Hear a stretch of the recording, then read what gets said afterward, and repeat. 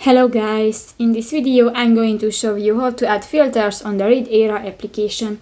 But first of all, I just want to mention, please don't forget to subscribe to our channel, because at 100,000 subscribers we are going to show you all YouTube revenue statistics and growth strategy, how to make money online. So let's jump into it. First of all, open the application on your device. Click to the three line at the upper left corner of the screen and go to the settings button. New, go to the last section, click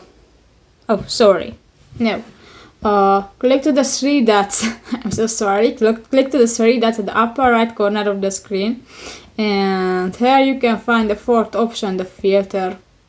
And you can add, for example, the PDF, the files name, filter, for example, PDF, Word, Doc, Mobi, and others. You can add no author, no series collection, and you can just select, click that, and click to the apply button and done.